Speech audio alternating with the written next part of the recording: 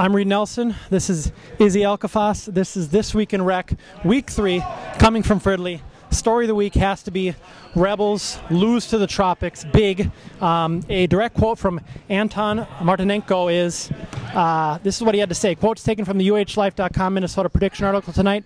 The Tropics don't have a matchup advantage at any position. Anton and Jamel will have a nightmare bringing the ball up. Look for the Rebels to put a stranglehold on the Tropics offense and stroll to a 3-0 start. Rebels by 16. That was written by you. What are your thoughts on that win yesterday by the Tropics? Well, if I get a lineup card and I get that Jansen's not playing, I don't pick the Rebels by 16. I mean, they're a team that thrives on defense, and if you take their best defender off their team, they're no longer the best defensive team in the league. So it changes the game completely.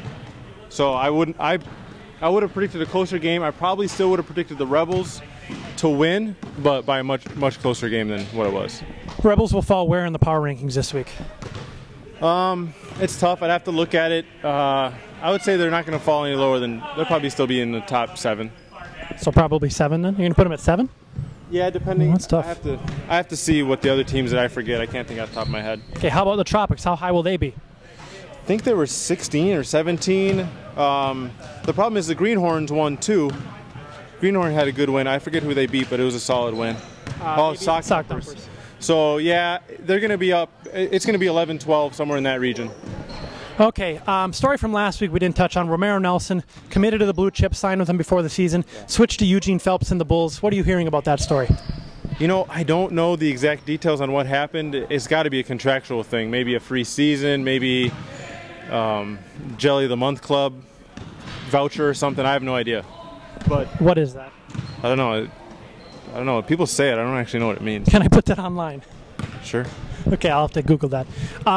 Lastly, Fridley Valentine's Day games, February 14th, are going to be moved till the end of the season. We're going to update the schedule tomorrow on Friday, so that'll be, like I said, the Fridley Thursday, February 14th games will be moved to the end of the season. Anything else from this week? No, there's a lot of good stuff that happened. I just can't think off the top of my head. Fob 5 crushed the Pigeons.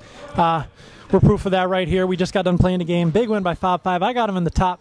I'd say top 3 next week, but we'll see where you put them. So, can you be?